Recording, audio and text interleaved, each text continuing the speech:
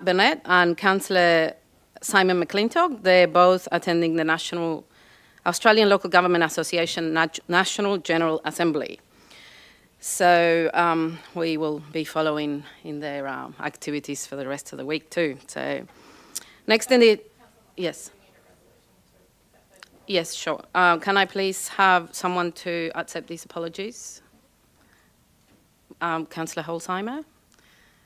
Councillor Wagner, second. All in favour? Thank you. Thank you, Rachel. Next in the agenda, we have messages of condolences. Do we have any messages of condolences? I have a message of condolence, if I may. And I'm just going to read a little passage about Inlet Elizabeth Mann.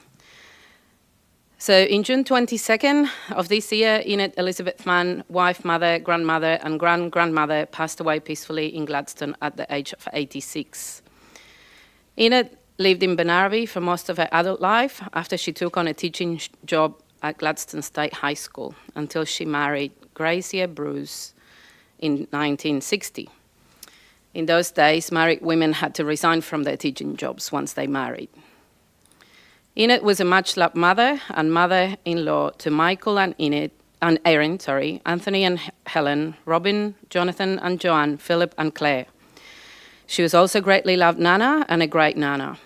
Inlet left behind a legacy of service and caring for her family and friends. Personally, I had the privilege of knowing Inlet through my association, the QCWA Tandem Sons, where Inlet is and will always be remembered as one of the founding members of the branch in 1971. Inlet was also the first woman elder of the Presbyterian Church from 1975 until her passing. Inlet's big and close family and those of us who share memories with her attended her funeral yesterday at the Blain Memorial Parklands. She was a gracious lady, genuine and sincere, respected, cherished and admired. Inlet will be dearly missed by all who knew and loved her. So on behalf of the Gladstone Regional Council, I'd like to send our condolences to the Mann family and thank also Councillor Patrick for attending the funeral with me. Thank you very much. So the next item in the agenda is prior notification of conflict of interest. So do we have any? Councillor Churchill? Yeah, I have one matter that I wish to raise appropriately, and it's in relation to my appointment by this council to the board of the Gladstone Airport Corporation. And I make reference to agenda item G4 2.1. Well, I get the G4.2 today, proposed transfer of land to the Gladstone Airport Corporation. I've read through the information and been guided, but at the same time I would like to seek clarification and direction today, be it for the next 4 years or for the term of this council, in getting an understanding for a decision to determine if a conflict of interest does exist. I personally and professionally believe that a conflict does not exist because this council has appointed me to the board of the Airport Corporation to represent the best interests of all parties. So I think in light of saying that, through you, Madam Acting CEO, Chair, to get a direction and or a decision so that it's entrenched in our minutes today, subject to whatever the agenda items may be in the future relevant to the Gladstone Airport Corporation. Tanya? Councillor Churchill, a conflict of interest is always a matter for you to determine. However, the legislation does state that the chapter relating to conflicts of interest does not apply in relation to a councillor's conflict of interest relating to a corporation or association that arises solely because of a nomination or appointment of the councillor by the local government to be a member of the board. You are a council-appointed representative to that board. There may at some times be a matter where you feel that your director duties cause a conflict to you, but in the circumstance today, the legislation does allow for you to not have a conflict. Okay, so I'm conflicted in some ways, and I still remember my previous colleague, Councillor Trevor, is that if there's any doubt whatsoever, but we don't work on that, because that's been my philosophy of the past. If there's a doubt, you get out. But now, appropriately, we're guided by the experts who tell us if there is a doubt, then we talk it out appropriately. And I think in light of the circumstances and for good governance and good decision making, that I don't believe that a conflict exists. But again, it's my colleagues around the table. Is it my determination, or is it a determination by my colleagues to determine if I have a conflict? It's your responsibility to determine whether or not you have a conflict of interest. However, all councillors have a duty that if they believe that another councillor has a conflict of interest, then they need to declare that. Okay, all right. So in the circumstances, I don't have a conflict of interest unless any of my colleagues wish to ask any questions relevant to that particular agenda item. Mm-hmm. Does anyone have any questions about this? Oh, I don't believe you have a conflict as a council appointed. As long as that can be noted person in the to the minutes, and then appropriately I have a standing one with the Gladstone Airport Corporation relevant to the Gladstone Regional Council matters as well. So it works both ways. I think for the purposes of G4.2 today, preempting that it looks fairly straightforward based on the advice of the officers, I don't believe I have a conflict of interest. Thank you, Councillor Churchill, for bringing that up too. Okay, so if there's no more, is there any other conflict of interest to be notified? No? Okay, great. Now we move to the next item, which is Mayor's Statement of Current Issues. We do not have one, but I will mention a couple of things at the end when it's our turn to do our councillor reports. Next, we have confirmation of minutes. So can I please have a mover for the minutes of the meeting on the 18th of June? Sorry, I didn't look up. Councillor Churchill, a seconder. Councillor Holzheimer, all in favour? Okay, thank you. We move on to the next one, and we welcome Byron Mulligan and Michael Dietrich from the Heart of Agnes Community Association to the Deputation. Thank you.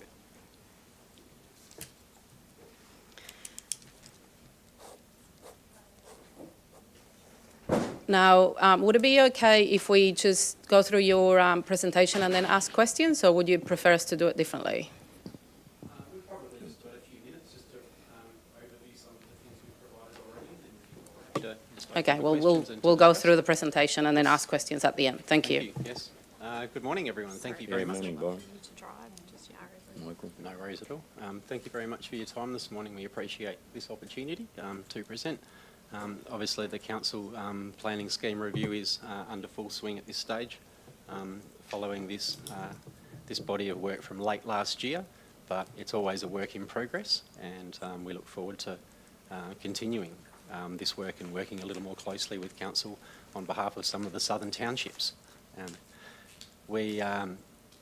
Between us, Michael Dietrich as an independent resident and also president of Discovery Coast Environmental Group, and ourselves with Heart of Agnes saw the opportunity for residents and southern townships to have a stronger engagement with council's process for planning, particularly around the southern towns. And I guess historically we haven't always had the strongest engagement on the ground, and saw a chance to, I guess, speak for and represent a number of residents locally that wanted to get those opinions further and a little further across to council. And so we provided engagement opportunity in November and December last year across the 4 local townships around Agnes Water, including Agnes 1770, Captain Creek and Baffle Creek Deepwater, and provided 2 to 3 hour workshops to discuss openly with local residents, community members, community groups, obviously business representatives, their current and future needs for planning within their own communities, and of course a larger picture how those communities then link up to each other and to the region as a whole.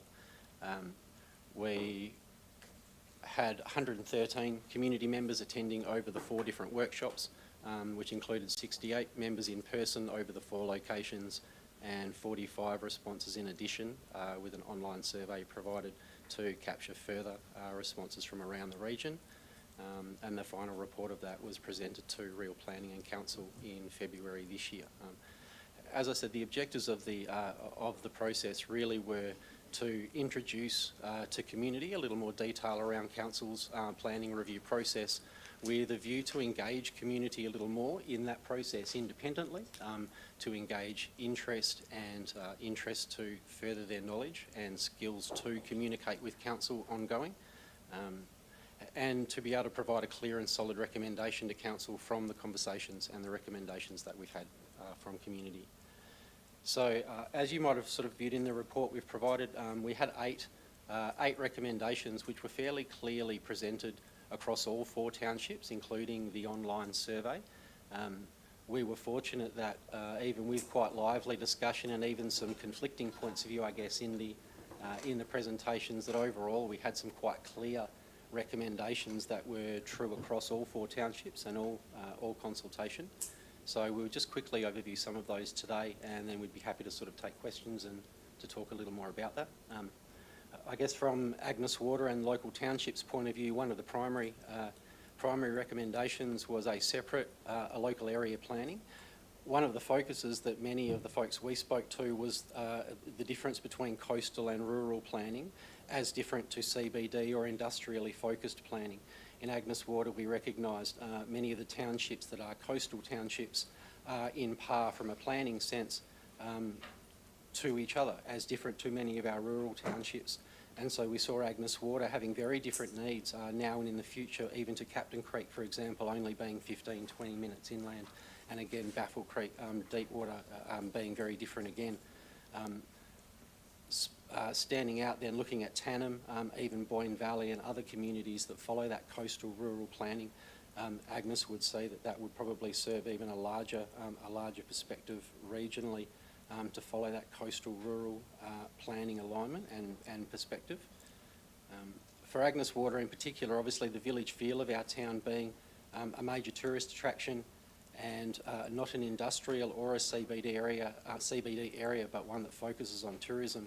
The village feel was pretty important in maintaining the feel that really the township has always had, and the way that planning will affect that village feel so that we can accommodate additional population and additional growth, further infrastructure that doesn't change the culture or the overall feel of the way the town moves and the culture feels for visitors. Zoning was certainly an issue that we discussed across all 4 of the locations, and we had some conflicting opinions around zoning in terms of preferred block sizes, and I guess with an overview of population growth and population density, most residents recognised that that zoning was the key around population, and to get zoning right from a residential perspective was really the one input that community could have around our population impact. So that was quite a discussion. Most residents saw the value long term of maintaining our block size, of not being able to subdivide at a greater rate, certainly not now, but would recognise in the future that we would need to manage population growth. But certainly the eco and the green impact in the design of that was important to everybody, and certainly at this early stage with a lot of that development, now is the time to really consider that in a cost-effective way, because there are many alternatives now that would be worth exploring. The address and upgrade of public services, we're aware of many of these already in Agnes Water, but the population increases, certainly tourism increases every 4 or 5 times a year, places significant pressure on that, and from a cost perspective, that's a major planning issue ongoing for southern townships. Of course, roads is not a new topic, and roads and access infrastructure, including water drainage and diversion of water drainage, especially in Agnes and Captain Creek as well, were a major focus for a lot of residents. The commercial infrastructure, of course, we're aware in Agnes Water that there is a real limitation in terms of commercial growth because of an infrastructure limitation. It's very difficult for new businesses and alternative businesses to really find a hold at this stage because of a lack of infrastructure on the ground to support that. So that is something that we all recognise a need for, but the planning part of that to serve the community and again not to lose our village feel is very important. Community infrastructure as well. Obviously we have council facilities, but there are a number of identified community facilities that are in need and currently lacking within Agnes Water and local townships that that community, industry and council could certainly all work together on exploring for Agnes Water. And our final point, of course, was around environmental protection. The biggest community survey we delivered in 22, really 100% of residents, including visitors, all said that the number one reason they were in Agnes was the appreciation of the environment and the beauty of the natural environment. To change that would really change all manner of our community and our culture. We recognise that in other townships where they have equally beautiful environments that in a very short period of time can get overtaken. So we're very conscious of protecting our natural environment and our national parks. Just to summarise, as I said, we've had a lot of feedback, I guess, that we can concisely present as a coastal rural approach and a perspective to planning and future planning. I don't really know from a planning perspective how well or how much that already follows that kind of alignment or that perspective. But from an Agnes Water perspective, we have very different needs and a very different profile to many other communities, and so we see that distinction quite clearly.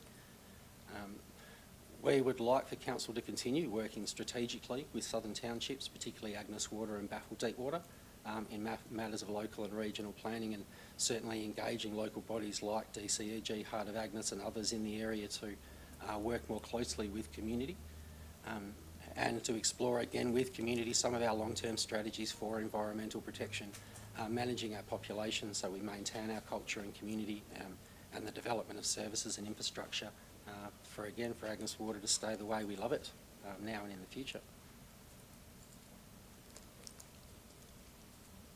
Thank you.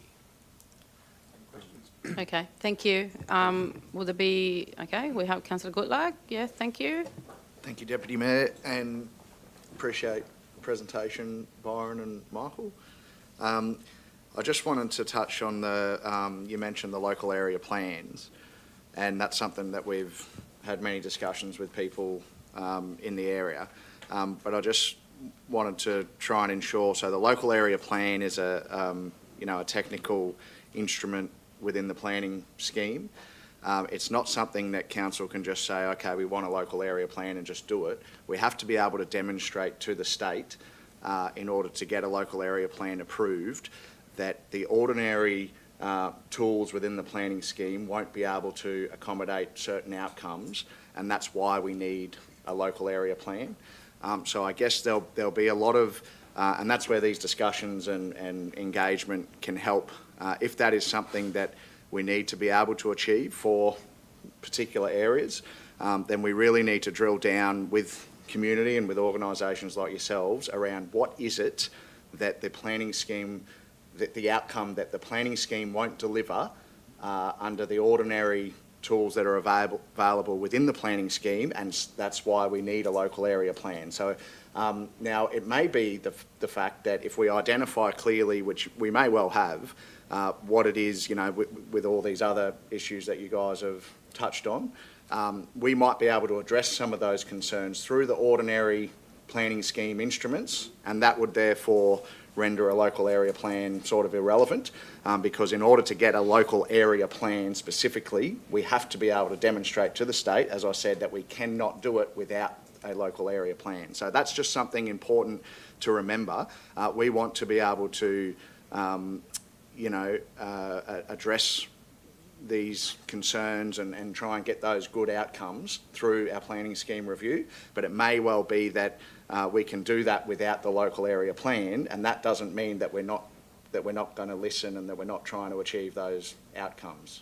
So it's important that people understand that, because if we end up in that space and then people turn around and say, oh, council didn't listen to us because we didn't get a local area plan, that might not necessarily be the case. It may be, but there's specific requirements that we would have to do, and if that's something that we need, then we really need to understand the finer details of around what we're trying to achieve as a community to be able to achieve that outcome. Yeah. Fully understand the eligibility process and the process around the need to develop a need, if there is a need. to have it approved by a state planning authority. Okay, great. Councillor Halsheimer? I kind of think that Councillor Goodluck, covered a lot of it for me. Thanks, Councillor Goodluck. Always great with expressing yourself and bringing in that technical knowledge as well. I suppose the two things that really stood out for me were defining what is a village rural feel, because what I think is a village rural feel would be different to you, would be different to your neighbour. So that would be beneficial as well, because that feel can be captured in the way a shop is set up or the way we landscape versus how many houses we actually have built in a place as well. So I think that that would be nice to understand a little bit more as well.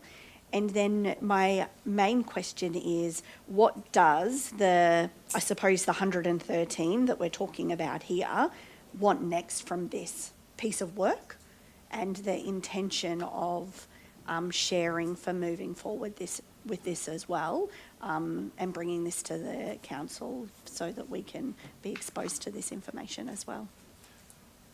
I would say since its body of work was done, obviously the council elections mean we had a strong council presence in Agnes and local townships this year, and a lot of this was discussed around planning and issues of divisions and so forth that are all planning matters. I think so much more information that you've shared today has been shared this year following this process, and community members have learned a lot more about the practicalities of planning and the tools used in planning and what can be worked with and should be worked with within current processes versus doing something different. A lot of this information is now coming to community who are now starting to understand this. Part of this early engagement process was to engage the conversation for folks that don't know this. And a lot of the focus on local area planning, I would say in truth, is about the spirit of maintaining the uniqueness of the Agnes Water community. I think that would be really the intention of where that projection came from, to maintain it as a local area, more so from a planning or planning tool perspective. And I think that's one of the essences that we would convey, really, the desire to maintain that uniqueness. But if that can obviously be achieved through current planning mediums, that's a far more efficient way to go. And I certainly take on board the point: can we articulate that localised feel, that village feel, a little more, so that we can see if that's a good match for current planning or if something really different needs to happen. Again, through this year and discussions that we've had more ongoing this year, it doesn't really seem like a requirement for any formal local area plan or any major alteration. But again, there is a focus on the uniqueness and treating some of the southern communities just a little differently and engaging more specifically for that feedback, because it is there with a pretty strong passion to maintain. But I don't foresee at this stage any need to really change anything. But that's through discussions with yourself and other councillors and the Mayor who have provided that information that we didn't have at the time. And in part, this is what this is for all of our own learning and for sharing and to talk more in this way. And from my perspective, we would need to re-engage the... Speaking of the microphone. From my perspective, we'd have to re-engage with the community to answer your question about what a village feels looks like, but also what we'd like to have precluded from planning and development and infrastructure development in the future. For argument's sake, high-rise buildings. None of us wanted that, but we wanted more corridors and wildlife corridors connected to existing parks with cycling paths and walk paths. Then it goes on to the aesthetics of the building. What was really evident from feedback was that the current IGA and that Stockwell's design we considered inappropriate, was more of a standard development from any other suburb or any other regional town, which was not, it didn't add to the village type feel. It actually distracted from it from the residents' point of view. So it was more defining that, and to achieve that, we'd need to go back to the community in the form of council going back to the community, engaging in what is good aesthetics, good design, and defining that in a greater detail than what we've currently undertaken. And our process, like Byron said, was to first of all educate the residents about the process that council was undertaking, and rather than give them all the answers and take them too far down that journey. Thank you. Councillor Wagner? Yeah, thank you, Deputy Mayor. Yes, thank you, gentlemen, for coming and presenting this and all the work that you have done down there. It's it's great to see our residents being so active in that community. I'm just wondering too, and I suppose because the consultation's probably closed now, some of the things that you've said there, one is the zoning right, and I think that both Councillor Holzheimer and Councillor Goodluck have sort of touched on that too. What is right? So, yes, I'm hoping that the residents down there did have that input into our consultation at the time. And I think we've got Mrs Robinson here, we did. And I'm sure they're going through that now. But I think that's it. We need to really get a good understanding and picture of what those residents really do want. And my understanding too is that those communities are all, they all have their own needs and they have very strong views and their own views on what their community needs as well, and I think you did touch on that. It's you've got that sort of bush area and you've got the beach area, and we need to look at how we manage that well. But I just wanted to say, thank you for doing that down there, and I'm keen to see what the feedback actually provided through our other mechanisms as well. So thank you. Thank you, Councillor Wagner. Councillor Patrick? Hi, good morning. Thank you for your presentation. I love community champions. I don't think we have enough of them, and we need so many more. I do have a question, however. As a person who has advocated within the region, when undertaking advocacy, how did you select, or how did your organisation select what townships you would be included in your consultation, knowing that there are two other townships of Lowmead and Rosedale down there? So you sort of mentioned the coastal and rural. Are they not included, or could you explain that to me? Certainly. The catchments are a funny thing. Because we have lots of them and they cross over, so in terms of borders or boundaries. Heart of Agnes as an initiative developed its own catchment, and its catchment focus was on Agnes Water, but its nature was on fellowship and relationship building, and for us that meant our neighbouring towns. That was our originating focus, on Agnes Water and our neighbours, and for us that means our immediate geographical neighbours. Even though they're quite diverse, between 1770 and Baffle Deepwater. That was the originating, premise of our own catchment and the way that we operate. Of course, we extend to all southern townships in terms of support and periphery, but operational work and working together, building relationships where we can see each other face to face a few times a week around the same body of work that had real localised impact. That was, I guess, the heart of that focus, recognising that the suburbs and the towns that you mentioned don't identify as engaging with Agnes or identify as a component of Agnes Water in the same way that Captain Creek or 1770 do.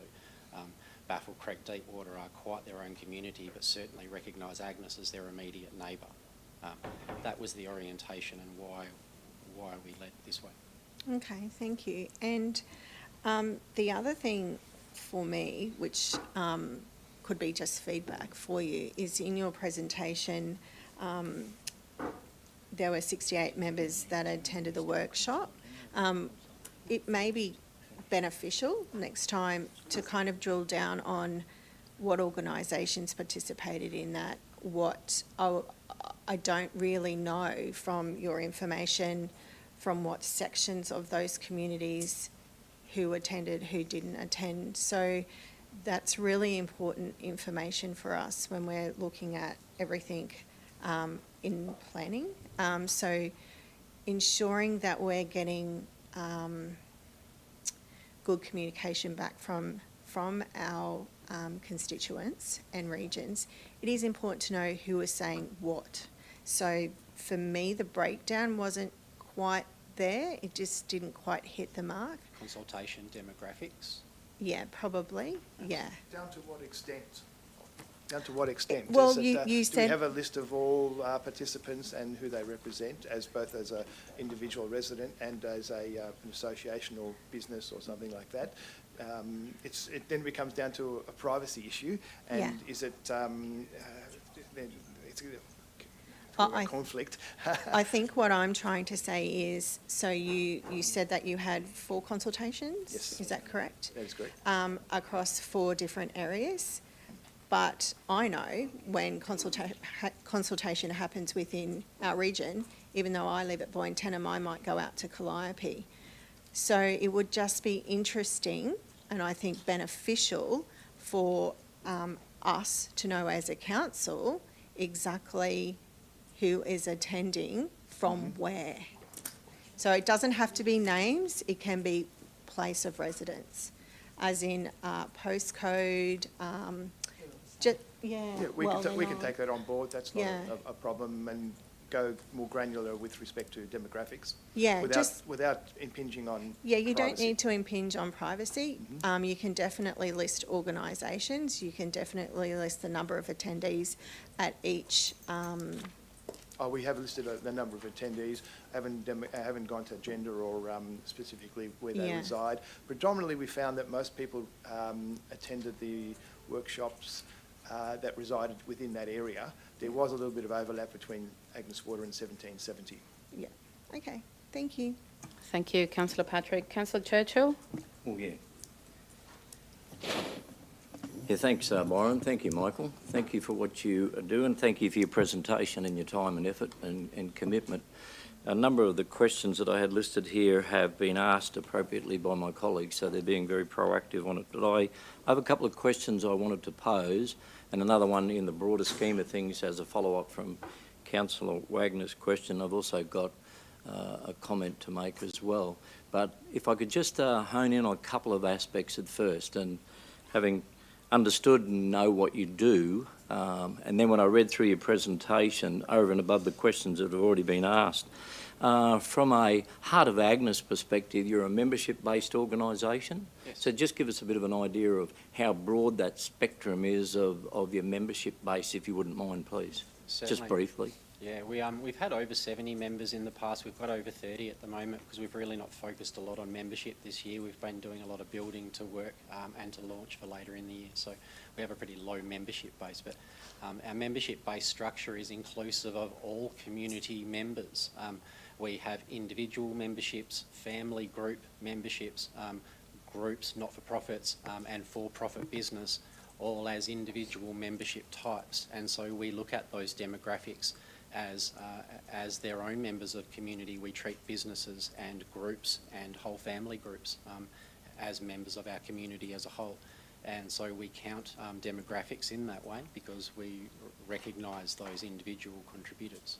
Yeah, thank you for that. And having seen some of the things that you've done, be it quite successfully in the past, I try to get an understanding from your presentation, and Councillor Patrick certainly was alluding to it, was trying to understand your geographic footprint for what your focus would be. And I know tourists know no boundaries, the environment knows no boundaries of where you start and where you finish, and sometimes even in local government we grapple with that.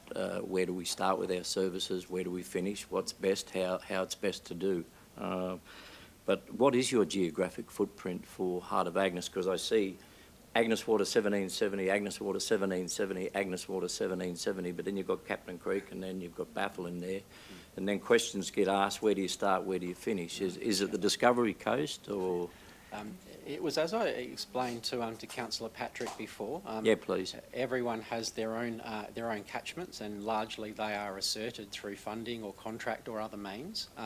We were fortunate, of course, through an initiative that we could explore a catchment that served the spirit of the initiative and what we were trying to do. We were not restricted by funding in that sense in terms of a catchment and who we could or could not serve. The spirit of the work we do is relational. Okay. It's relational, and service in all strategic, operational or other is relational. And for us, relational is a good model also at a microcosmic level, because it is yourself and your neighbour. And we build relationships on a neighbourship and fellowship basis. And for us, that is quite literally our neighbouring towns. Captain Creek and Baffle Deepwater are engaged as regularly as Agnes Water in 1770. That may not always be seen in the public work that we do, but most of the work we do is operated through Captain Creek Sport and Rec as a base, and we focus a lot of our work in building that community space, and as much as we can in building our neighbour relationship with Baffle and Deepwater, because they are our neighbour, and that's the way that we want to see it and build that sort of work. So I appreciate in terms of any government or standard kind of catchment, that's not a standard model. But it's very easy to understand in that way. It is also to build a model from a community body of work that can be duplicated. And if we can build an initiative that can be duplicated and has legs in another township or community of townships can adopt similar strategies or a similar model, it's not regional, it's not too big.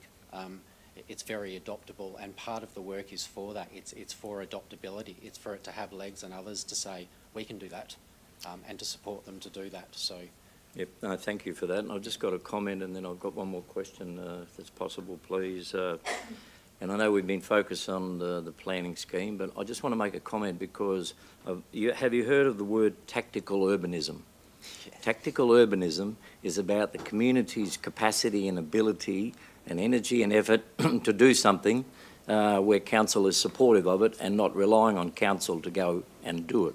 And we've seen that with the rollout of the All Abilities MAT. We see that in the environmental sphere as well. So more and more, and I'm an advocate for it, and I know I acknowledge the CEO, Lisa Dowling, and the general managers who are working through that as to how we can do that in the future. But just please be mindful of that. I wanted to touch on the point that we're endeavouring to get with, and we've got the manager here of our development services, Helen Robinson, but through you, Chair and Madam Acting CEO, is in relation to consultation. The consultation never ends. And when we talk about planning schemes, and having been through a number of iterations of new planning schemes and then planning scheme reviews, whether it's legislative or whether it's as a result of demands or whether it's a result of impact or requirements that occur over a period of time, I'd like to just follow up from Councillor Wagner's question. We've got the answer that consultation is now finished. And I'll just make a point here, a pertinent point. You've got well over 100 responses that have come in. Please understand that we have a population of 63,500 people. And great endeavours, but from our perspective as a council, we need to hear from everyone and from their specific areas so that we understand what those local needs are and what the regional needs will be for the future in relation to this new planning scheme. So I'd like to ask a question perhaps, and it might not necessarily be to you, Byron and Michael. It's more about the role of consultation, because I don't believe consultation finishes unless I stand to be corrected on that, because now that it's finished in the community, there's still an opportunity for people to have their say after council makes a decision. And I'm not quite sure at what stage we're at, but I'd love to know for the purpose of the exercise. You've put it on the agenda with your presentation. I think everybody needs to know. I think our deeper agenda is to build a mechanism for communication that doesn't really have an agenda outside of itself. I think communication can be clarified and opened and improved between all bodies in every way. It's naturally relational and all outcomes are a byproduct of that. But we can build that more for ourselves and take that community initiative to support council's communication with community and vice versa. It's just building the mechanisms, but if there's a little disengagement, if there's some isolation, if there's some challenges with that already, then we're not necessarily going to get the best outcomes by bringing people in to do that. That's an internal community issue that we can begin to work with ourselves to find who has the best ears, who has the platform, who wants to work, and who can work. And I guess these sorts of initiatives start inspiring and drawing those skill sets out and bringing people together that want to really engage for the long term. And so we're now starting to see these community champions off the back of just the consultation processes starting to come together and engage more independently and continuing. And that's really the way that this works, when two or more people in person get together and keep talking. And then as that is supported, as there are resources and mechanisms available, there's really no reason to continue to stop. Yeah, thank you for that. I applaud your efforts, but at the end of the day, we need to understand the significance of the planning scheme from economic, social, business, environmental, community, and the list goes on. It is our number one document. It is our vision for the future. We need to make sure everybody has had their say. Some might not wish to, but I'd like to just get that on a clarification, if I could, please. Yes, please. Sure, I can provide some information on this one, Councillor Churchill. So we've started initial engagement, and that's really to talk with our community about the level of review that's required for our planning scheme. Work's now underway to determine what is that level of review. Is it just a small amendment? Is it a completely new planning scheme? Once that report comes to council to decide on the level of review, we will then go out for further consultation with our community to understand what that planning scheme looks like. So we certainly have only really just started the consultation process. And Helen, is there anything else that you would like to add in that space? Or that's great, thank you. Appreciate that. Thanks very much. So the work hasn't finished yet. It still continues, and for those that are keenly interested from all parts of the region still can contribute. Thank you. And I just wanted to comment that, again, this is just a process that we just started with significant investment and discussions around this table for at least 12 months, if not longer. So I will go to Councillor Wagner. Thank you, Deputy Mayor. Yes, sorry, they just sort of come to mind after some of the discussions there. I'm just wondering, so, I mean, we're doing our consultation for the planning scheme. We love this input that you're providing. I'm hearing what the councillor is saying about who is actually engaged, and let's face it, you've had some opposition down at Baffle Creek in particular. So I'm just wondering, how are you, like, I love the fact that you're trying to go in and engage them, but how can you and us work better together to get more people engaged and putting in this? Do you have any ideas on how we can all work together and try to get all this community on board to, yeah, because, you know, I mean, this is a start, I see that, but you and I both know that there's some challenges. In our communities, as much as any community, but maybe ours a little more, engage with the folks that are there first who are wanting to engage out. There are community members with skills and time and capacity to work to support that communication mechanism, to support collaborative outcomes, because a lot of people are really ready to move forward and contribute that time and that skill set, and no one can do it alone, council or community. And so we want to work together, and there are many community members who are becoming organised in a way that we can start to work together more effectively for the long term and achieve some of the bigger outcomes, not the little ones, but the real ones. And a level of organisation is needed from our end to be able to do that properly. And really that's our aim, to be able to work more effectively to achieve larger collaborative outcomes and to communicate more effectively. So we're doing that together and we all get what we want. To answer your question, I think if council, through the surveys that you're undertaking, through the community consultation you're undertaking, I think identifying from a tactical standpoint, identifying the various groups within the local regions, and then making direct approaches and engaging with them in their monthly, whenever periodic meetings, so that you know what their timeframes are with respect to meetings, and then how you can engage and input yourself into those meetings with your consultative approach to get the feedback you're looking for. Obviously, there's a lead time associated with marketing your ideas to them, so you have to take that in consideration. But I think that would be a very good first approach. Identifying the key players within the local communities and engaging with those. Okay, no, thank you. I'm just curious in terms of what you've done here, and I've got the data, the figures, sorry, but I'm just wondering how many community organisations like your DCTC or, you know, ones like that have been involved in this particular one? I'm just curious. Are they actually in there yet and involved in this process? We have 6 active incorporated groups within Agnes Water. I think that's probably 2 or 3 more than even 2 years ago. So that level of organisation at a grassroots level is becoming stronger and more evident, which is exactly what we want. Part of our history is some of the challenges in engagement within our own community. And so partly these opportunities are platforms and invitations for that engagement. You can't really drag people to a platform, but you can build as many appropriate platforms with work to do as you can. And really this is just the aim of the work. The majority of incorporated groups and for-profit business in the local area provided feedback anecdotally, formally, but that's a work in progress for us too. And your question is really the spirit of why we are doing this step first internally, to communicate more effectively and to work more effectively. There is no point in community isolation and organisational isolation within a community that's trying to find some cohesion with partners outside. We have work to do, and this is our contribution to that work for the greater work, for a greater partnership. We can be better and we can do more.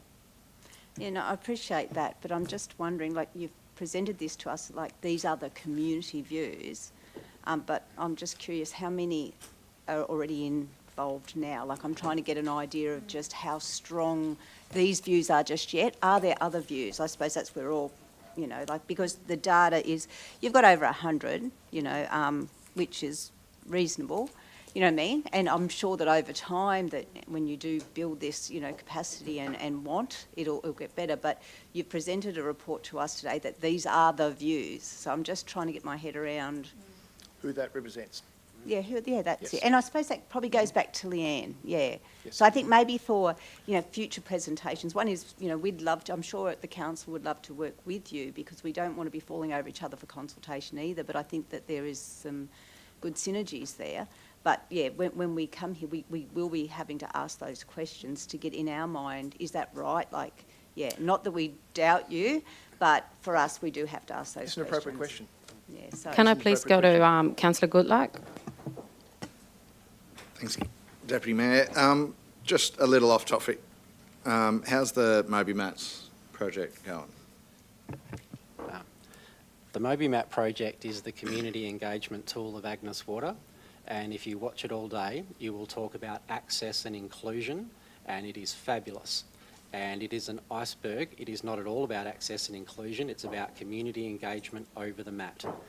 Volunteers, anyone at all that has anything to do with the mat speaks with locals, tourists, visitors all day long, especially over school holiday time. People rock up in various level of need and ability, sometimes pre-planned, usually not, and discussions occur. And it is a community warming space. Every day that tool of engagement is out, and access and inclusion is only the surface layer to it. What it's really achieving, you need to see on the ground, and you would watch it there at the conversations that occurs, the stories, every single day. I haven't been in the ocean for 10 years. Every single day there's better stories. We've had people in the last few days of their life. We've had multiple amputees. We've had all sorts of folks coming along. It's the best. Thank you. This is what we're about, tactical evidism. And I just wanted to, you know, that's a fantastic community project, and congratulations to your organisation and all the volunteers involved that make that happen, because I've seen it when we did the Moby Mats in Tannum Sands, exactly the same stories that you're referring to. And, you know, I do agree with you. These conversations are important. You've done a whole body of work.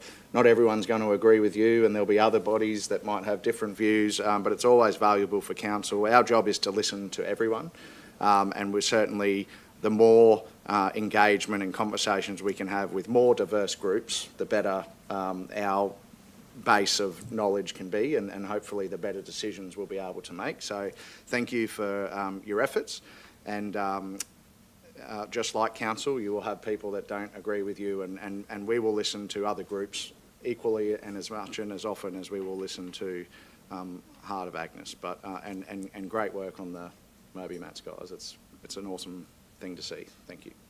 Thank you, Councillor Goodluck. Okay, I just wanted to make a couple of comments since I didn't get a chance to say anything. So I guess listening to this presentation, it's interesting when we talk about historically some areas or people not being engaged, and well, I can't help it by feeling a little bit uncomfortable because I work very hard to do that, and I know a lot of people around this table, and in the past I've done that. So I'm not sure about sort of, basing some of this work on the presumption that we don't do that well enough, because anyway, the planning scheme is something that is very central to our council, as Councillor Churchill said, is our main document, and that's what we are here to do most of the time, and to maintain and manage our assets to the best of our abilities. And we're not perfect, definitely, but we have been talking about how to best engage community around our planning scheme, and there's been many discussions and investment and engagement of independent people that are specialists in their field to do this work with our community. There's obviously differences between places in our community. We know that very well. I mean, Mount Lackham is it's not like Agnes or Calliope. It's not the same as Rosedale, and we live and breathe that every day. So it is. I can sympathise with a lot of people's frustrations when some people claim to then be representing them. So if any of them are listening, I see you and I hear you. So thank you anyway. Can I please have someone to move the officer's recommendation to accept the Heart of Agnes Community Association Inc. Deputation today? Councillor Holzheimer, can I have a second there? Councillor Patrick, all in favour? Thank you.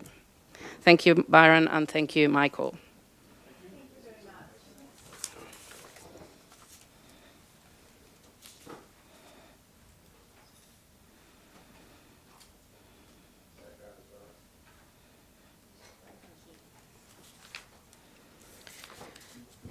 Okay, great. Now we will move on to officers' reports, and the first one is G4.1, application for permanent road closure, corner of Blain Drive and Hanson Road, Callemondah, and we have our acting General Manager of Customer Experience, Ali Moore, and Carol.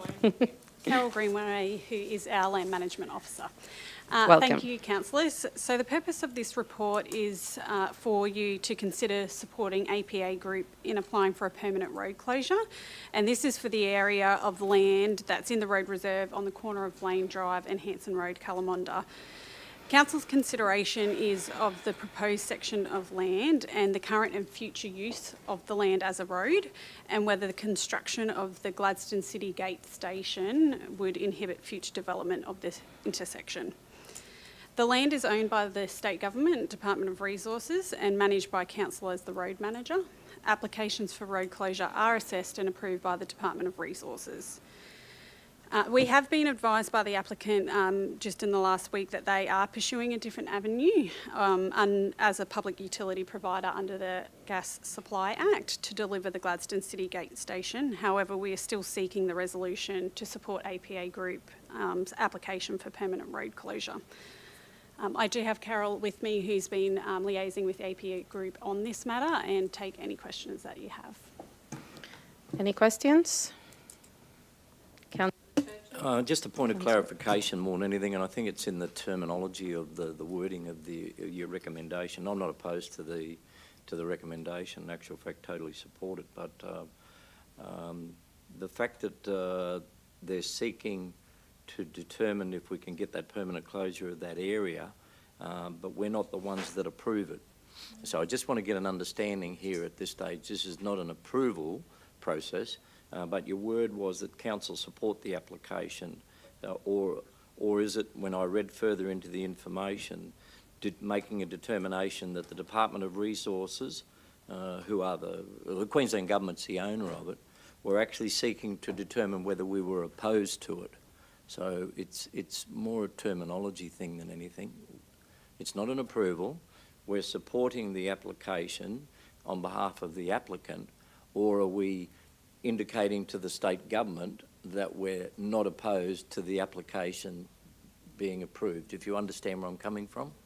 Maybe if you could just clarify that in my own mind, if we're supporting the applicant or if we're indicating we're not opposed to the applicant making the application to the Queensland Government, please, from good governance.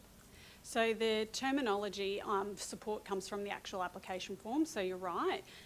We are supporting the application to go to Department of Resources to make the decision on whether we support the road being closed, is what we're doing. So we're actually, appropriately, the council supporting the application for the closure, not necessarily relevant to the facility development. That's exactly right. As long as that's understood, and clearly understood, because, yeah, this is the support of the road, not relevant to the development of the facility that goes on to that parcel of land. You understand where I'm coming from? Yep. And I'm getting nods in consensus here at this stage. That's correct, Councillor Churchill, and the resolution actually refers to an application for permanent road closure. Yeah, okay then.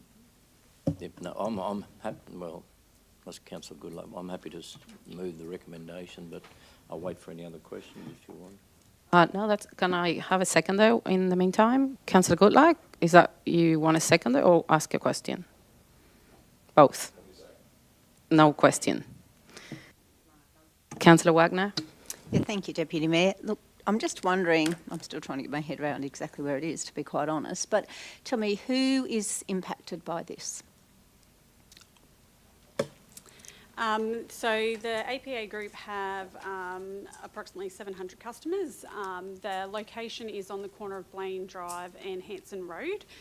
So there is a map, red rectangle on the map is where the location of where we're talking. So there is intersection buffer boundaries that are close to Transport Department of Transport Main Roads road corridor as well, and obviously the landholder behind them. So APA Group, as part of our investigation to be able to present the report, is to consider whether they, ask them whether they have done any consultation, what the potential impacts might be to the community.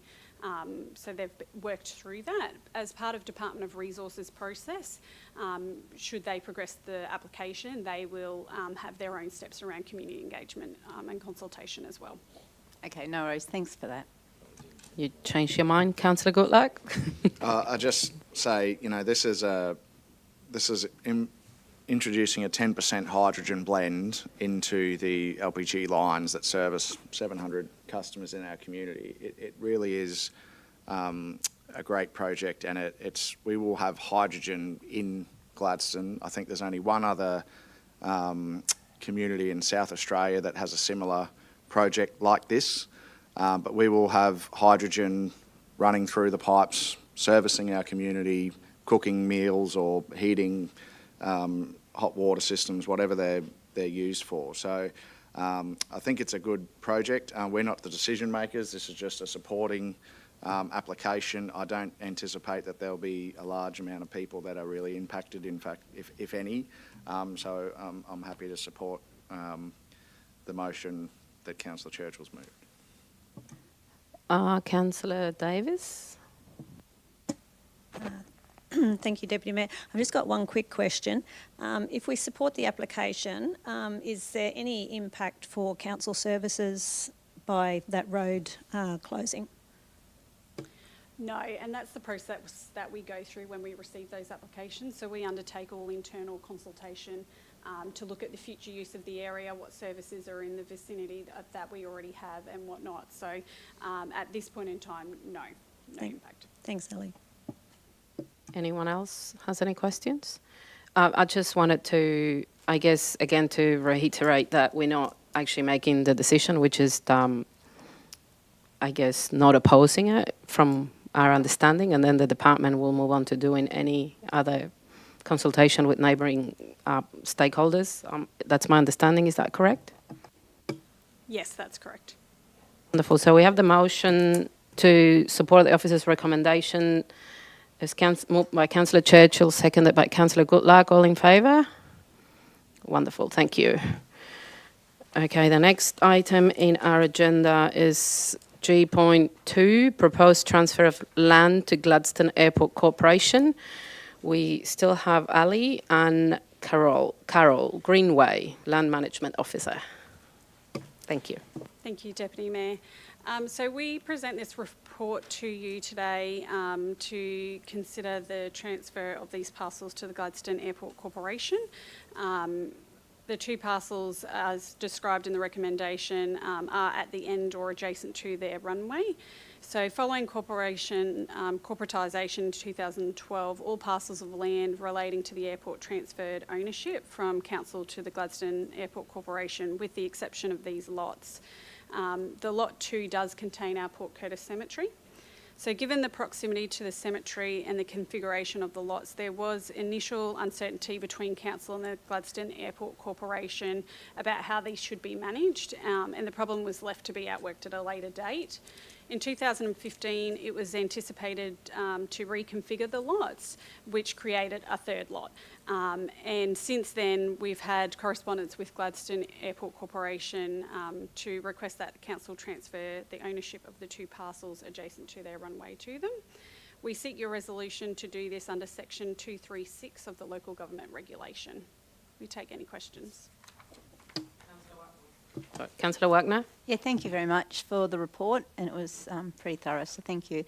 I'm just wondering, in terms of the cemetery, and we know the sort of lifespan, I shouldn't say that, of the cemetery, but would not part of that Lot 2 be suitable for an expansion of the cemetery at some point? I mean, obviously not the land right next to the airport runway, but I'm just wondering, is that what the thinking was before about?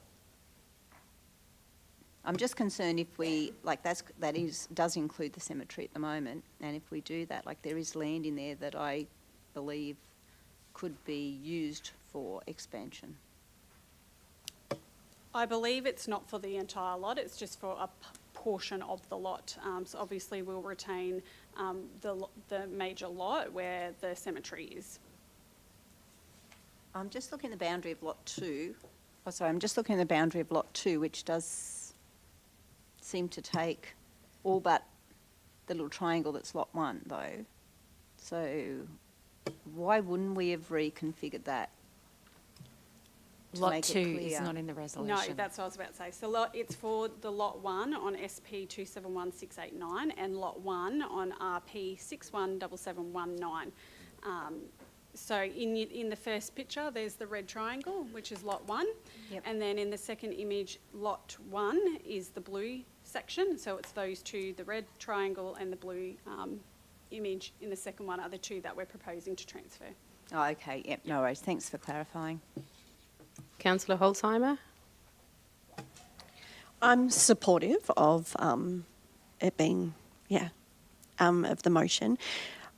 However, I'm just wondering when it actually, the airport goes to develop that land, does that come to our planning scheme so that we can make sure it is suitable, considering it's marrying up right onto potentially future grave sites and those sorts of that sort of thing as well?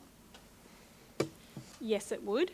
The other element to consider currently is the way the land is managed has to be in accordance with the airport, their takeoff and landing requirements anyway. So there's limited use that can actually be utilised for that area currently. Councillor Goodluck? I'm happy to move the motion if you haven't got one. Thank you. No, we haven't yet. Thank you, mate. Do you have a question? No? Kind of have a second there? Councillor Patrick? I don't have any questions anyway. So I'll put the motion. All in favour? Wonderful. Thank you very much.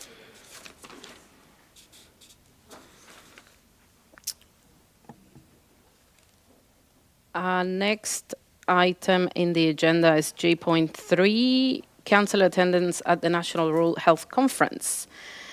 We have Leica Crossy, if I said that correctly. Sorry if I didn't. Is she in the gallery?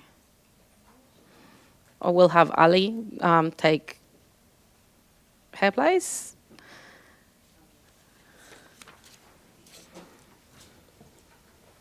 Thank you, Ali. Thank you, councillors.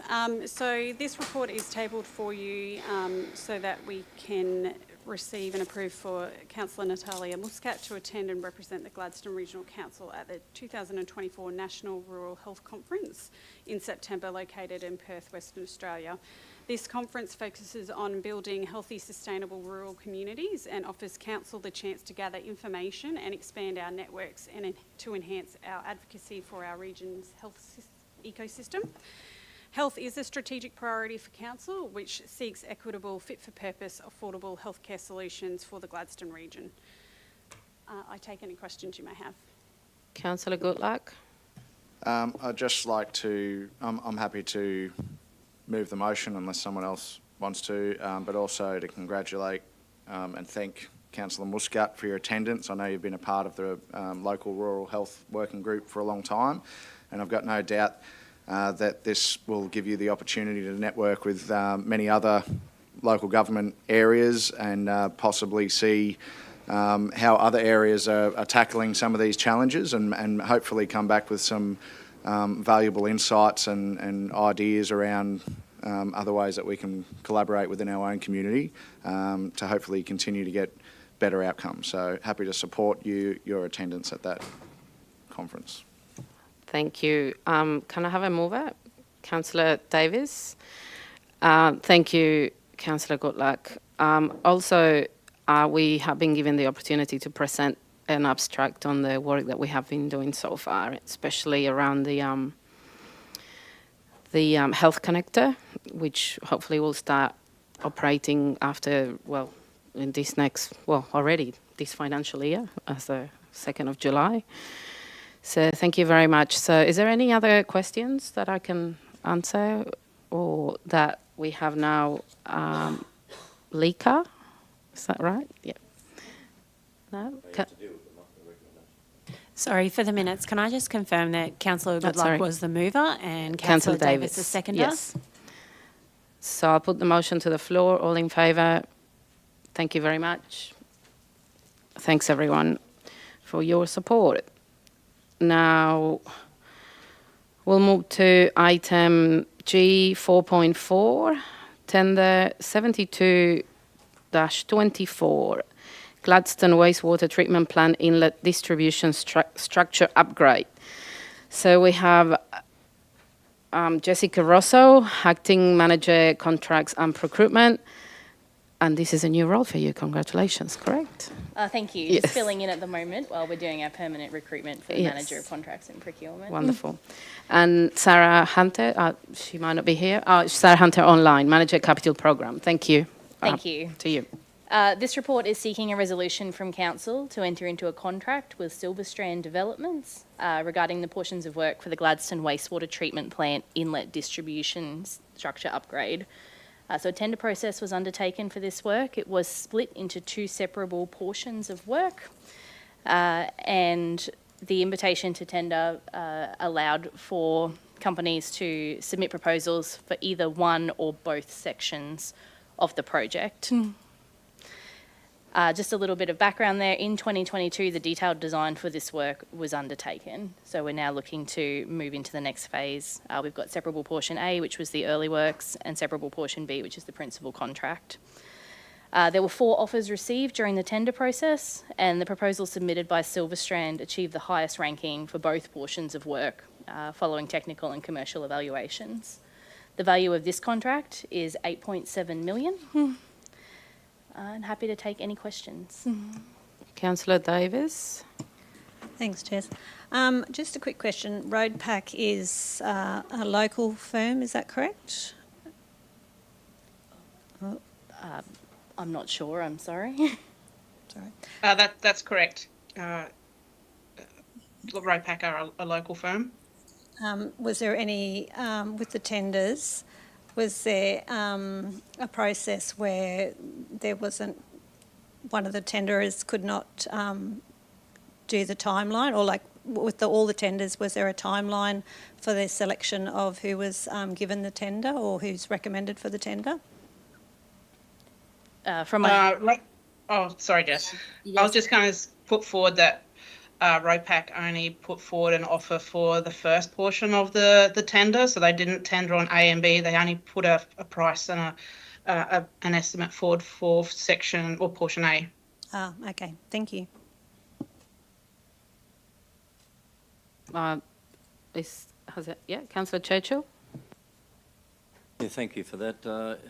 It's just slightly apart from it. I'm not opposed to the officer's recommendation, but I'd just like to get an understanding at this stage in your report, and thank you, when you make reference to the Gladstone Wastewater Treatment Plant, GWTP, and then understanding that aspect of the inlet distribution structure, where you've made the comment, the ability to manage all sewage entering the GWTP up to 2074, which is based on projected population growth rates. And it's not relevant to the tender, but I'd just like to get an understanding of how we've made a determination of what our population will be, or what amount of sewage is going to be entering there for the next 50 years. And I know it's you might think that there's certain aspects of a tongue-in-cheek aspect to it, trying to understand what the sewage is going to be for the next 50 years, or what it's going to be like in 50 years' time. But the serious side of it also is to just understanding the population projections, because learning from the past in some areas within our facilities, we got it wrong. The projection was extremely difficult, and I know there's a bit of crystal ball gazing, but I'd just like to have some comfort that you've used some model from somewhere that says this will be our population for the next 50 years. As you identified, Councillor Churchill, it is definitely a crystal ball. We've used an economic and demographic population growth model, and we've used a target of the medium growth. So you, when in doubt, run up the middle, I guess. So we're assuming that what we're designing is capable to handle our city growth until 2074, but if we have spikes or downturns, it's definitely hard to be exact. All right, we might come back to that sometime in the future in relation to population projections, probably more so maybe in the planning scheme, but if the sewage is going to make Gladstone great again, fantastic. Thank you, Councillor Churchill. Councillor Goodluck? Thanks, Deputy Mayor. Just a query, Tanya. If I've got some questions around the evaluation, which is a confidential attachment, is there a method for us to go into confidential for me to ask? If it's going to affect council's position in commercial negotiations, we can do that. So I'd like to move a motion. Only a couple of quick questions. What's the wording that I need to utilise? Sorry. Bear with me, Councillor. Good luck.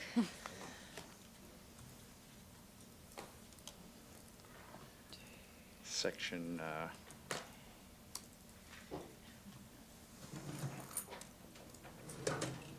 I'm not opposed to your endeavours, Councillor Goodluck, but my question appropriately would be, can you just give us an insight on what, without being specific or explicit, please, that allows us to support your motion? I've just got some questions around the evaluation report, which I'm not really... I just want some clarifying. Will it help if we take a break and come back now? I'm happy to do that. I probably prefer to do that.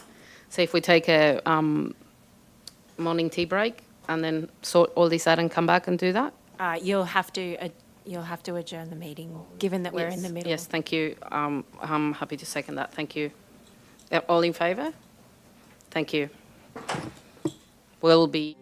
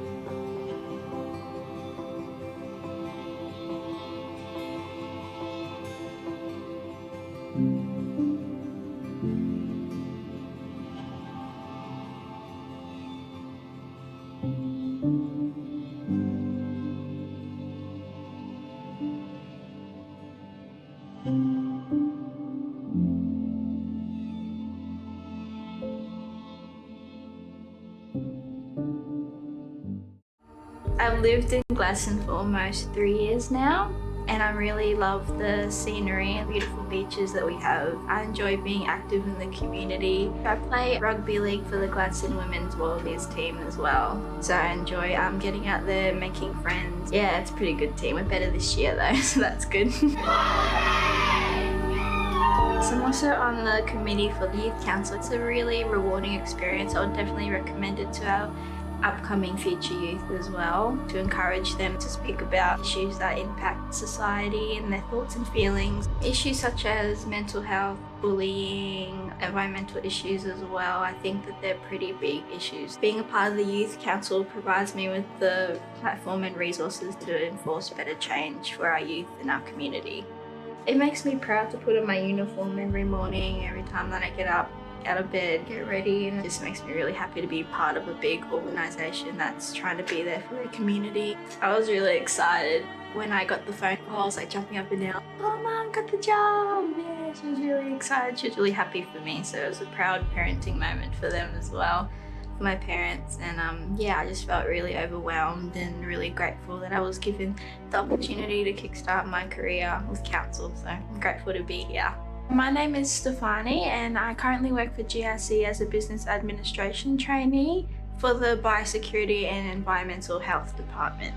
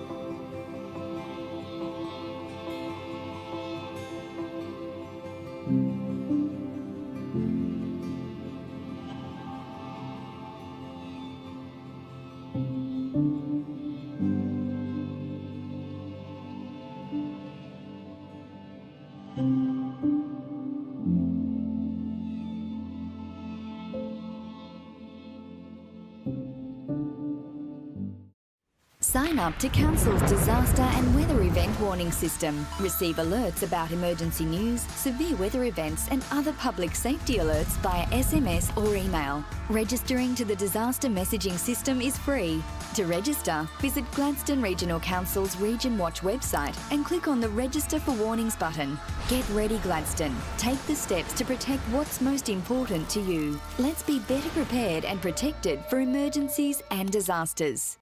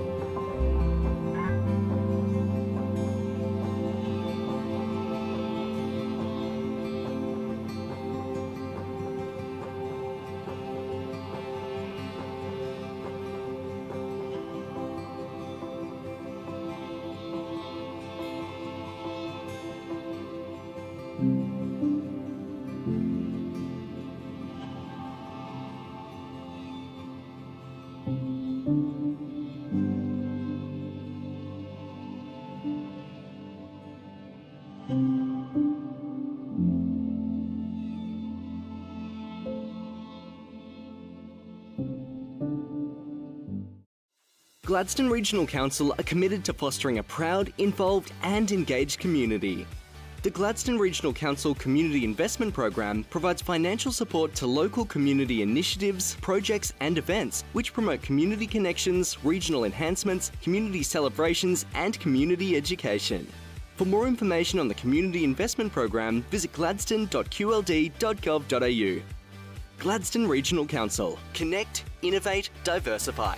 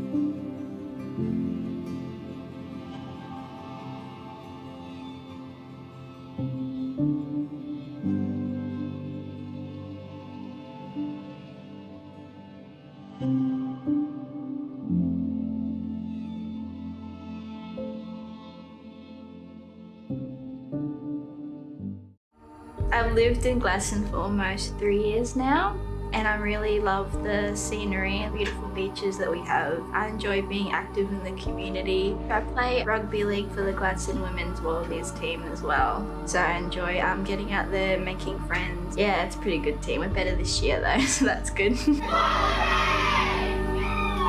I'm also on the committee for the Youth Council. It's a really rewarding experience. I would definitely recommend it to our upcoming future youth as well, to encourage them to speak about issues that impact society and their thoughts and feelings. Issues such as mental health, bullying, environmental issues as well. I think that they're pretty big issues. Being a part of the Youth Council provides me with the platform and resources to enforce better change for our youth and our community. It makes me proud to put on my uniform every morning, every time that I get up out of bed, get ready, and it just makes me really happy to be part of a big organisation that's trying to be there for their community. I was really excited when I got the phone call. I was like jumping up and down. Oh, Mum, got the job! Yeah, she was really excited. She was really happy for me, so it was a proud parenting moment for them as well, for my parents. And yeah, I just felt really overwhelmed and really grateful that I was given the opportunity to kickstart my career with council. So I'm grateful to be here.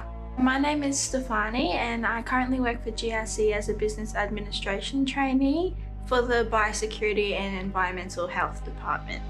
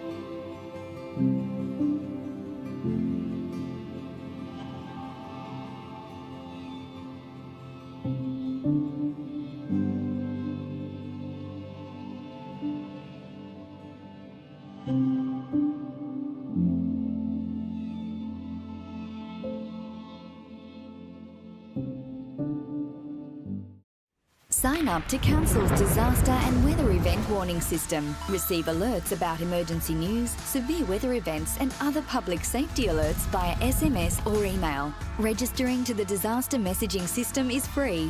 To register, visit Gladstone Regional Council's Region Watch website and click on the Register for Warnings button. Get ready, Gladstone. Take the steps to protect what's most important to you. Let's be better prepared and protected for emergencies and disasters.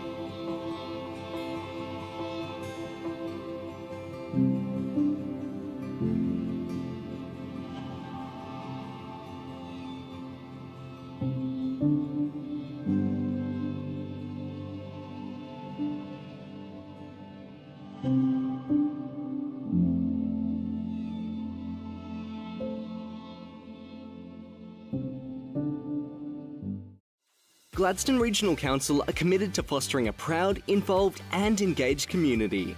The Gladstone Regional Council Community Investment Program provides financial support to local community initiatives, projects and events which promote community connections, regional enhancements, community celebrations and community education. For more information on the Community Investment Program, visit gladstone.qld.gov.au. Gladstone Regional Council. Connect, innovate, diversify.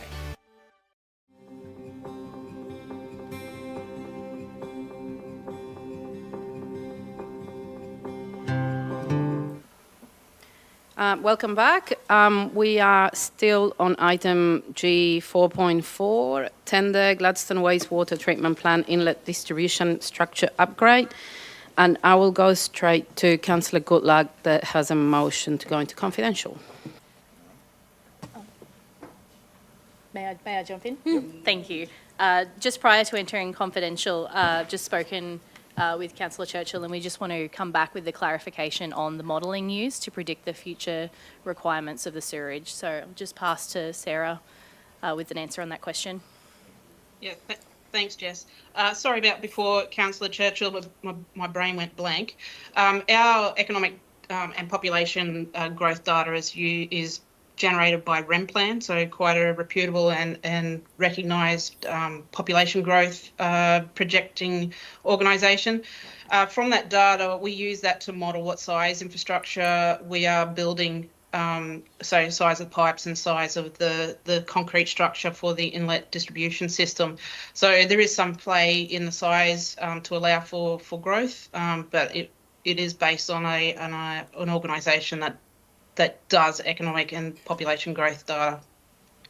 Yeah, no, thanks very much for that, Sarah. We do appreciate that, because that's the basis of my question was, I suppose the expertise of the provision for providing forecasts for the next 50 years, and it wasn't only just about the contribution of the sewerage, it was the size of infrastructure, and then obviously as a resultant aspect will be impact on budget.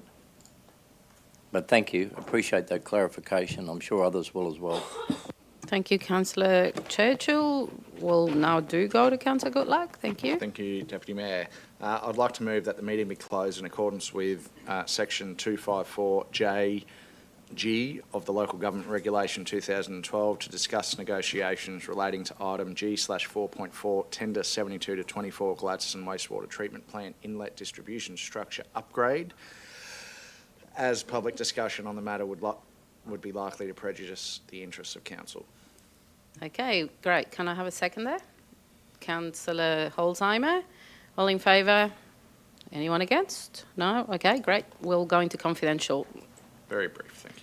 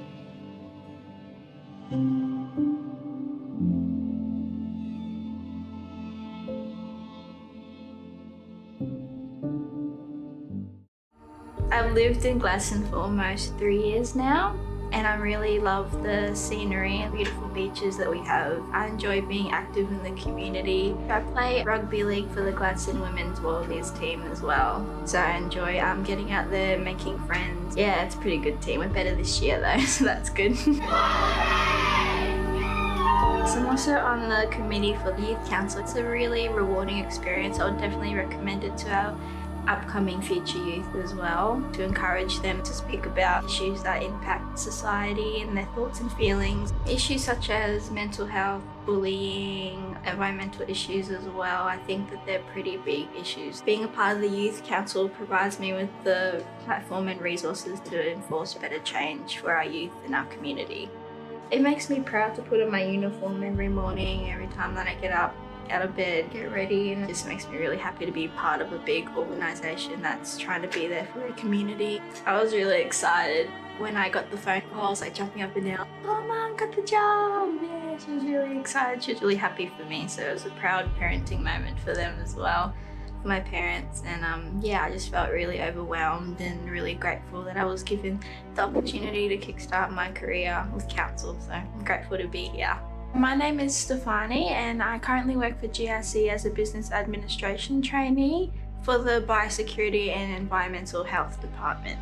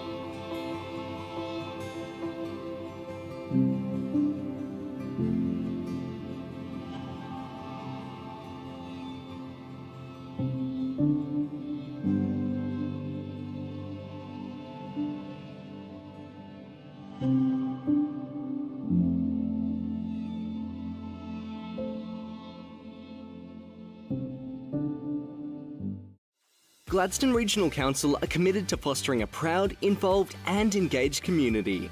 The Gladstone Regional Council Community Investment Program provides financial support to local community initiatives, projects and events which promote community connections, regional enhancements, community celebrations and community education.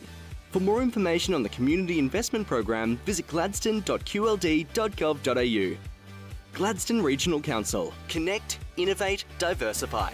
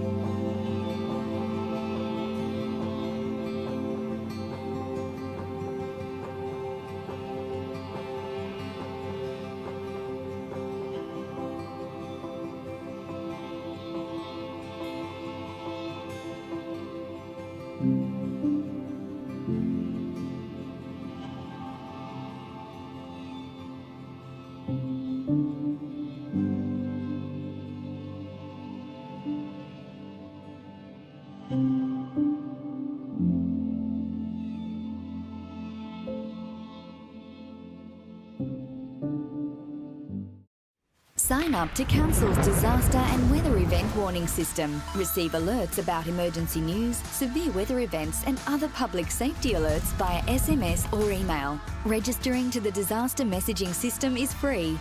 To register, visit Gladstone Regional Council's Region Watch website and click on the Register for Warnings button. Get ready, Gladstone. Take the steps to protect what's most important to you. Let's be better prepared and protected for emergencies and disasters.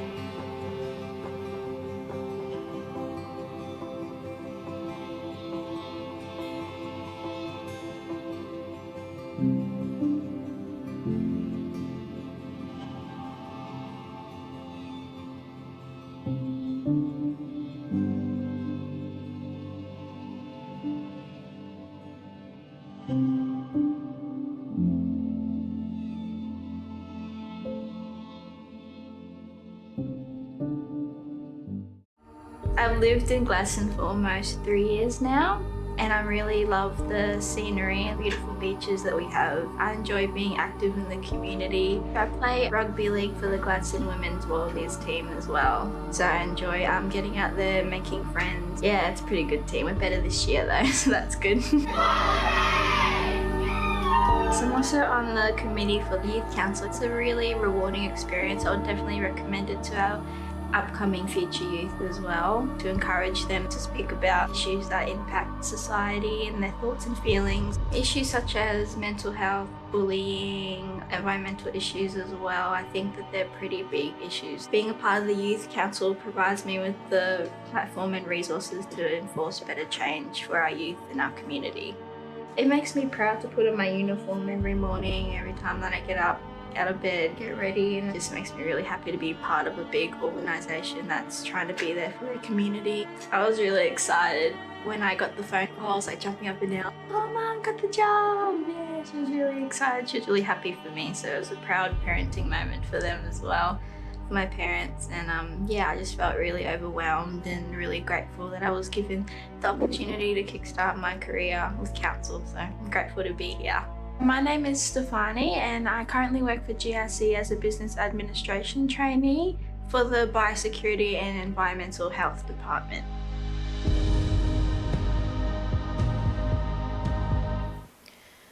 Welcome back. We're still in item 4.4, tender Gladstone Wastewater Treatment Plant Inlet Distribution Structure Upgrade. And we just been into confidential for a few minutes. Is there anyone else that has any questions about this item? If not, can I please have a mover for the officer's recommendation? Councillor Davis, seconder. Councillor Patrick, all in favour? Anyone against? No? Thank you very much. We move on to the next item, which is G.5, endorsement of updated local disaster management plan with Emma Caitlin, disaster response specialist. Thank you, Emma. Long time no see. Hello. Yes, so basically, as per the report, just seeking endorsement of both the complete plan and then the public-facing summarised version. So seeking any queries, comments, questions? Councillor Wagner. Yeah, thank you. Thank you for such a comprehensive report. You've done an excellent job. I have quite a number of editing suggestions, and I won't obviously do that now, but I'd like to be able to provide that feedback. So there's quite a few in it. So is that appropriate to do that? It's just that there's quite a lot. Because this is a document that others are going to use, so... Yeah. I guess what we're doing now is endorsing it as it is. So Yes, so the endorsement that you're providing now is for the plan. If the feedback you have is not changing the content, it's more about a presentation. I think that you can have that discussion with the team post meeting if you'd like to, so long as you're happy with the content. Absolutely, you've done an excellent job. Councillor Goodluck. Thanks, Deputy Mayor. And thanks, Emma. And I know that this has been a body of work that has been undertaken over many, many, many months, perhaps years, and to also get stakeholder engagement and feedback from, our emergency services sector, everyone who's involved in local disaster management planning, which is a huge body of work because they're all obviously very busy supporting our community. So congratulations, and I'm happy to, and thank you for your efforts, and I'm happy to move, and certainly happy for Councillor Wagner to catch up with you to discuss some editing or whatever might need to take place, but it's a huge body of work and great to see it's here for us today. Thank you. Thank you. Does anyone have any other questions? I'll also like to congratulate you. And it's definitely something that's been in the works for a while, the review part of it. And that also reminds me of how many people we engage with, especially in some of those townships we were talking about earlier, and how we are always consulting and engaging. And hopefully a lot more going forward, including in the planning scheme review. But so I have a mover and Councillor Goodluck, seconder Councillor Wagner, all in favour? Excellent. Anyone against? No? No. Thank you. Thank you. Thank you, Emma. Then we have the last of the officers' reports, item G.6, exciting item, show holiday 2025, 6, 7 and 28. Manager Governance and Risk. Tanya, please take us through this. Good morning, councillors. Usually we have provided seeking you to determine a show holiday date on an annual basis. This year we're bringing it to cover off on the next 5 years. Traditionally, we have gone with aligning our show with the ECA, and I'm happy to take any questions.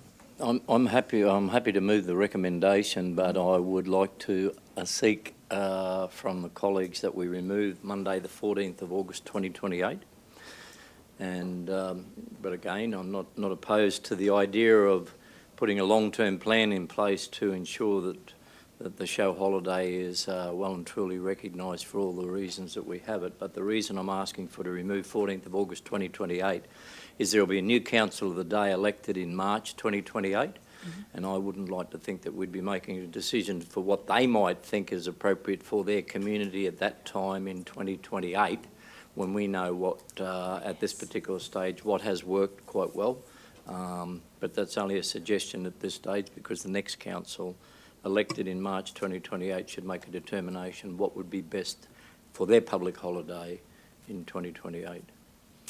Is there a reason why we're doing 5 years and not 4? We can take out 2028. However, the determination for the show holiday is made in advance. So this year we're doing the resolution for 2025. So it would be within your term to make that determination anyway. Okay, thank you for that clarification, because effectively that's what I was endeavouring to do, to make sure that the next council, when elected in March 2028, they can make a determination, but they could do that by notice of motion or appropriately rescinding and considering otherwise. Okay. Yep. Councillor Wagner? Yeah, I suppose this is probably one of those questions that have come up over the years too. So we coincide this with the Gladstone show. Is that right or not? No, this is with the ECA. Yes. And often it does coincide with Gladstone, though. Often does it? No. Oh, okay. No. I'm just wondering why we do it with the ECA and why we wouldn't consider like one of our shows. I'm thinking Mount Larkham show myself. Why wouldn't Mount Larkham show has previously indicated that it needs to be on a weekday, obviously, and the show does not occur on a weekday. It also has to be an agricultural show. There are some other allowances. So this doesn't align with when the Mount Larkham show is on. Right, okay. Okay, thanks. I'll just come back to my point then appropriately, if you wouldn't mind. I understand where Councillor Wagner's coming from. Perhaps an explanation that from the officers might clear the air on some aspects of it, but we've deliberated over this particular issue for many years about the public holiday. That's the reason why you see dot point 2 in there, is making sure that we have a whole of region approach to the public holiday. But one point that I wanted to emphasise and make quite clear today is to make sure that we still have a public holiday. It's absolutely imperative that people want that public holiday, and we make sure that we give that public holiday wherever it may be. But the inconsistency is that in other areas within our region, they have a public holiday on another day.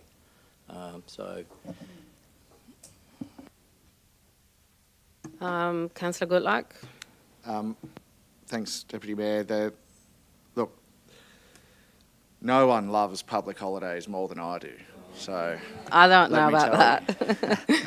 But it is a question that comes up. Sometimes people don't understand why we align our public show holiday with the ECA. It was a few years ago now, it was probably longer than that. But we did do community surveys. The Mount Larkham show indicated that they don't want it because, number one, they have concerns that if we give them the public holiday on the Friday or the Monday either side of the show, people will go away and they won't come to the show, which is a valid concern.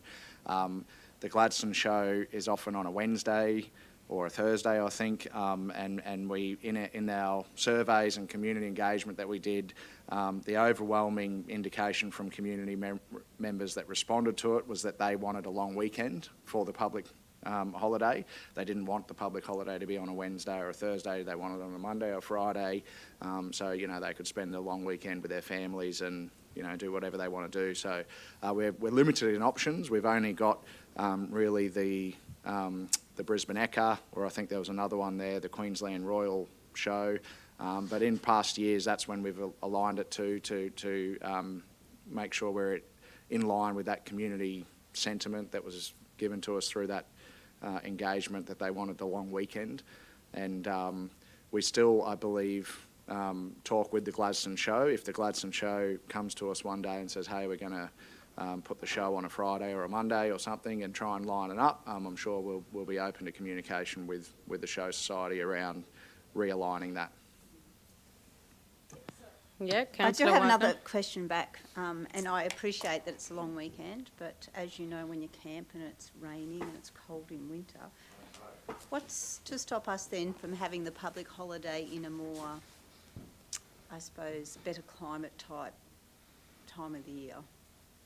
Well, the only limitations that we have under the Public Holiday Act, it has to align with an agricultural show. I can find one all year round, so I'm sure that... We did look. I'm sure we can look if there's any others. I'm just putting it out there. Like, August camping doesn't appeal to me too much. I love August camping because you've got campfires. You like the rain, but we know that when you go camping. Yeah, but there's not usually rain in August. It's usually just cold and you sit around the campfire. If you have it in summer, there's rain. I'm not thinking summer. I'm Okay, thinking- can we just, Tanya, is there any background you can provide us, or? Only as Councillor Goodluck said, that we need to align it with an agricultural or horticultural show. I think that August has traditionally been popular due to the amount of public holidays that are already in the start of the year. So that's why I believe that August has been quite successful. But we can, if it is an issue, we can go back to declaring the holiday for 2025, and we can do some further engagement. Okay, can we go to Councillor Patrick for questions? Hi. Yeah, I would just really, I think it's a great idea to align this public holiday with the Queensland Royal Show, which is the ECA. It allows people from our region to travel to Brisbane to show their produce, to show their cattle, compete in horse events across the spectrum, and I would be encouraging anyone in that ag field to get along to the Brisbane ECA. It's lovely that we have our show on a weekend, but it's even better when we can stage our region's best and brightest in our capital city. So. Okay, that's great. Does anyone have any questions?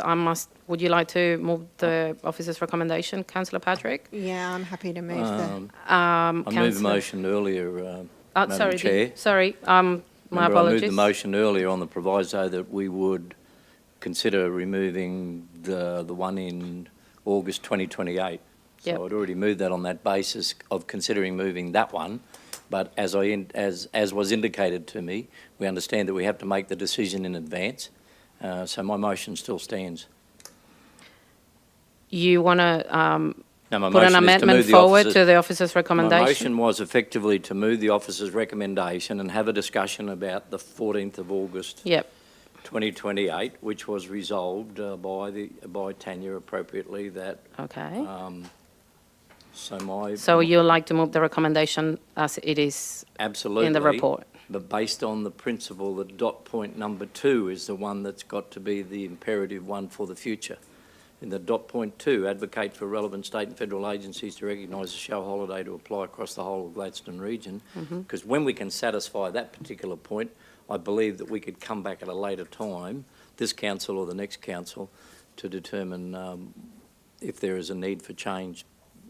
And this is obviously because some of the townships in the south of our region align with Bundaberg White Bay. times. Yep. So, Wide Bay public holiday. So just to confirm, Councillor Churchill, you're Yes. withdrawing your original motion. That was an amendment to the officer's recommendation, and now Correct. moving the officer's Correct. recommendation. Yep. amendment was never No, I didn't put move, to a I vote. didn't, I didn't move an amendment to Yeah. the motion because there was no motion. Yes. I actually moved the officer's recommendation on the proviso that we would have a discussion in relation to removing the last one, and the officer satisfied me that we cannot because we have to make the decision in advance. So I'm still That's great. happy to move the officer's Yeah. recommendation. And you're satisfied that we don't need to have any more discussion about the last one? Okay, great. Is there don't any think so. other questions? Councillor Goodluck? You just need a seconder. Yes, I probably go to Councillor Patrick. That I'm happy to neglected to remember Councillor Churchill's more. Councillor Goodluck.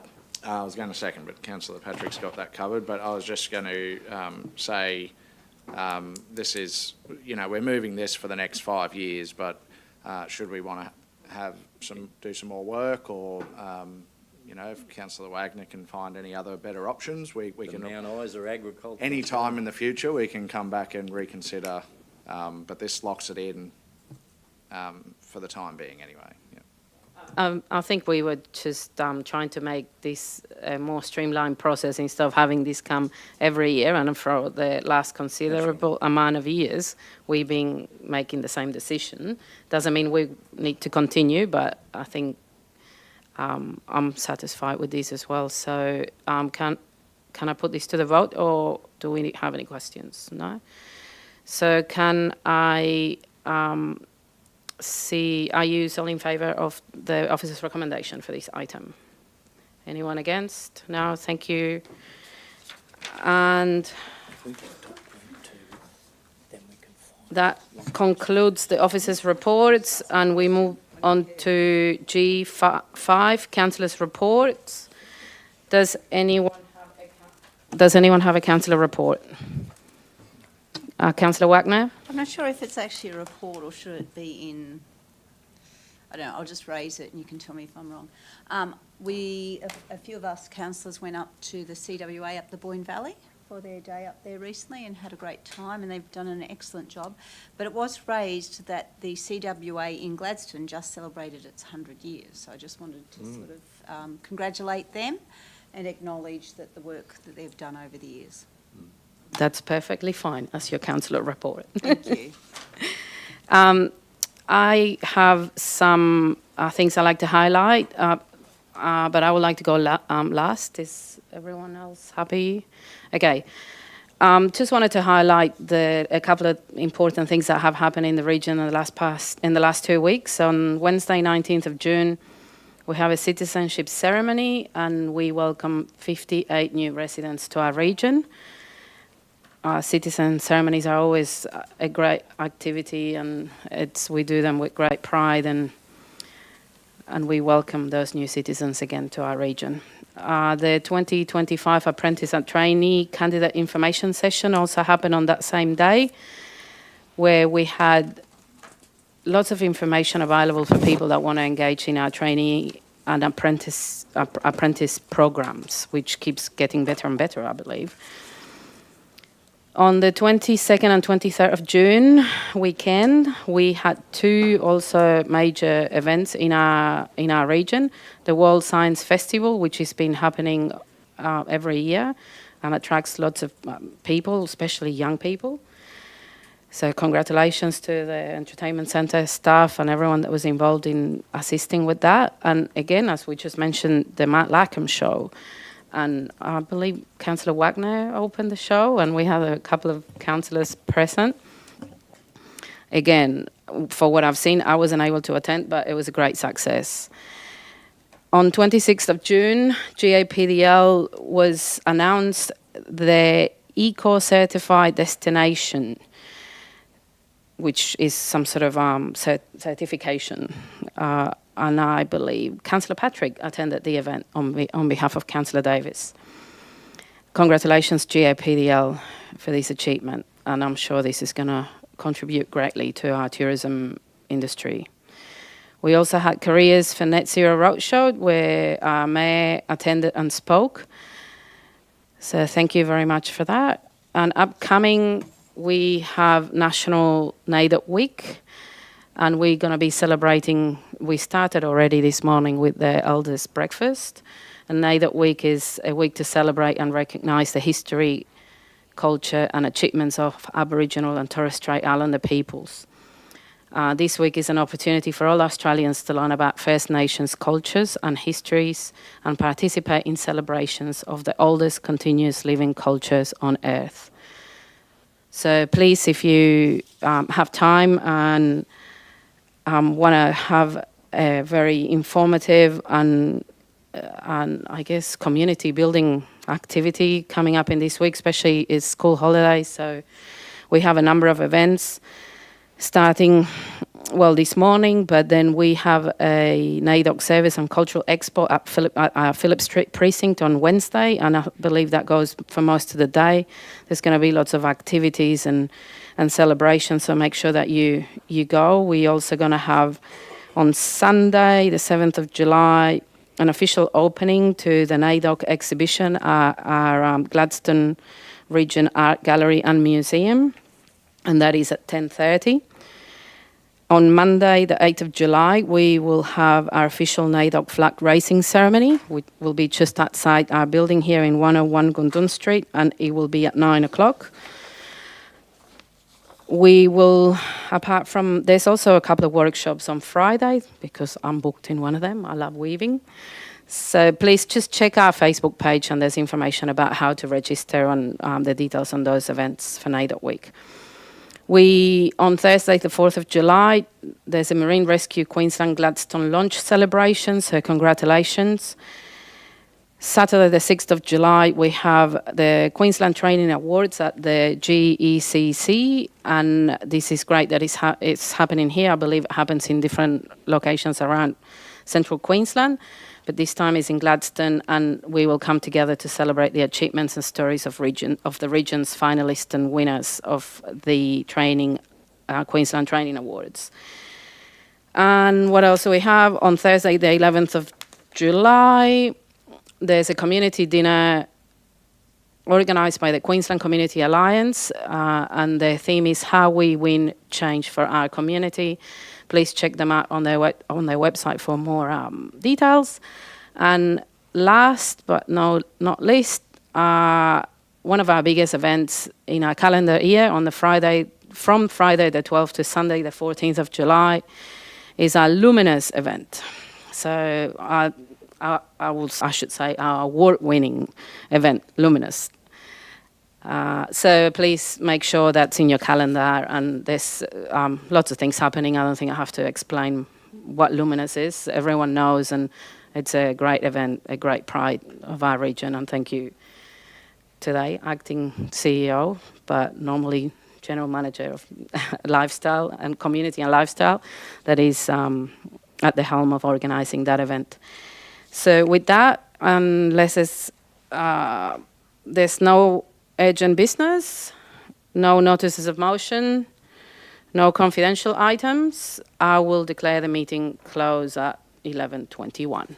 Thank you.